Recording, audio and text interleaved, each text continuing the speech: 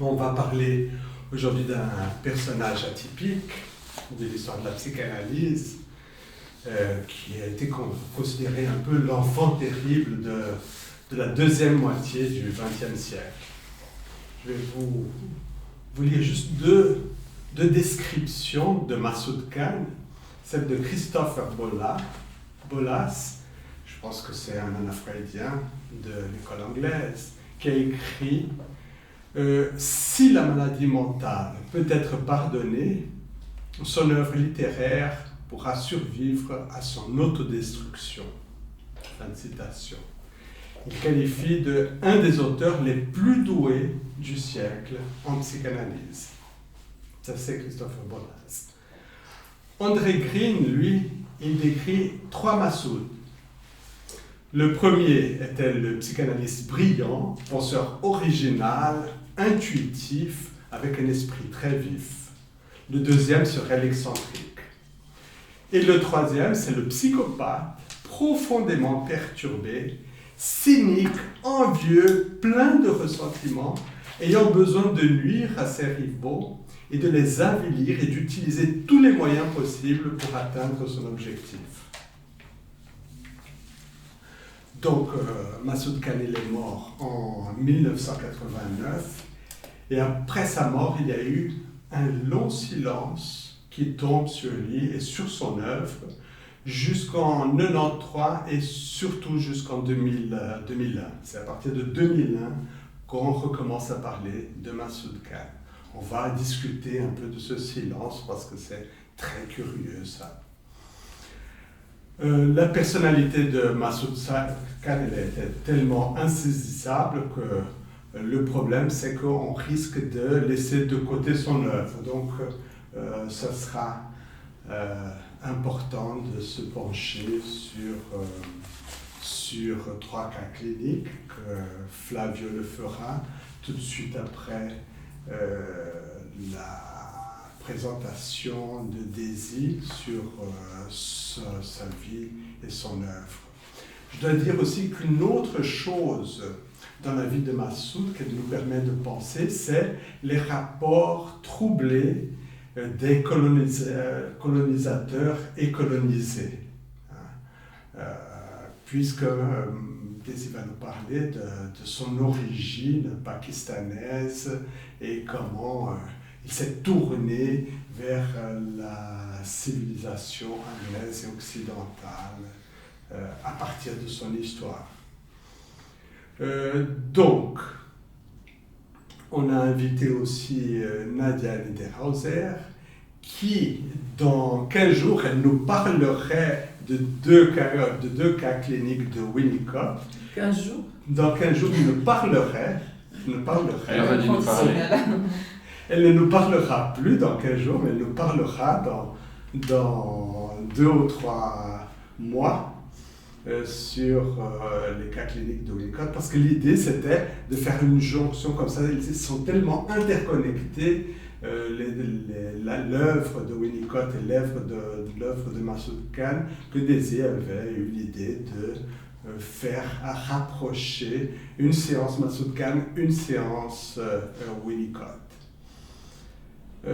Olga, Marc-Antoine et moi, nous serons là pour participer des débats.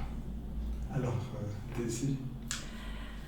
Alors, l'idée, donc je me suis proposé de faire cette présentation puisque l'idée est venue d'une lecture en anglais de la biographie par Lena Hopkins, qui n'a pas encore de traduction en français. Je sais qu'elle est en train d'être traduite. Et en lisant avec ma prof d'anglais,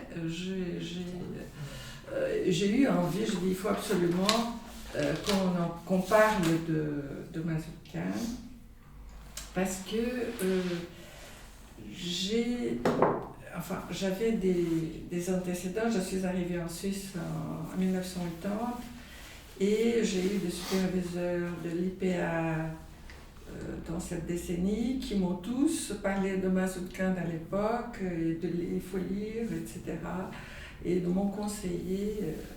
Et j'ai lu, je me souviens, des articles de la Nouvelle Revue de Psychanalyse, mais pas du tout des livres. Et voilà, bon, ça... Et puis, après, j'ai pris le chemin des Lacaniens et j'ai complètement oublié tout ça. Et quand on lisait la biographie, je me suis souvenue, je me disais, mais où est passé Mazurkin? Et à mesure que la lecture avançait, je me disais, c'est étrange cette disparition. Bon, et aussi, je me suis dit, il faut parler de lui, mais on ne peut pas parler de lui sans parler de Winnicott. Parce que c'est impossible pour moi de parler de lui sans parler de Winnicott. Pour une série de raisons. Hein. Pour la raison qu'il a été le patient de Winnicott, et aussi qu'il était éditeur de Winnicott, et il a écrit pratiquement tous ses livres entre 1950 et 1970. Et beaucoup de commentateurs disent que peut-être que Winnicott n'existerait pas sans Mazurkin. Donc voilà, donc c'est à nous de... En effet, il écrivait très bien. Alors, il est d'origine pakistanaise, né le 21 juillet 1924 à Jhelum, qui est devenu anglais. Donc, il a passé la plupart de sa vie en Angleterre, donc à Londres. Et il est mort le 7 juin 1989 à 64 ans.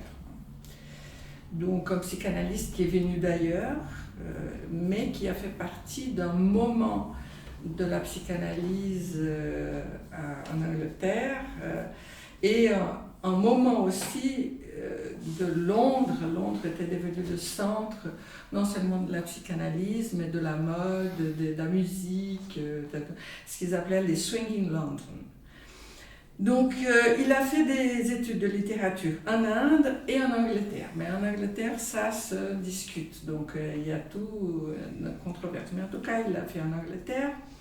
Oui, en Inde, parce qu'à l'époque, le Pakistan faisait partie de l'Inde. Faisait partie. Donc, quand il est venu à Londres, c'était le moment où ça s'est divisé.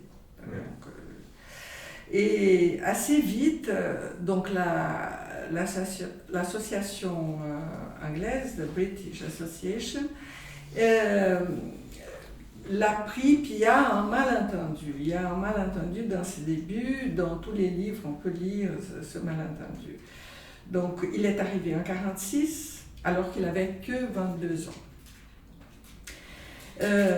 Il a été analysé par Ella Sharp, John Rickman et Winnicott, et d'une manière un peu informelle par un collègue qui s'appelle Robert Stoller, qui est un homme qui a créé un institut aux États-Unis sur les études du genre. C'est le premier qui a sur les transsexuels, de reste. Et Sybil Stoller, qui était sa femme. Et il a fait, dans un moment de crise, une petite analyse, mais très à la fin, il était déjà malade, avec Stoller. Et un peu avec Anna Freud aussi, et tout le monde disait qu'elle caressait Mazurkin dans le sens du poil, en disant ça c'est pas valide, parce qu'elle était aussi superviseuse.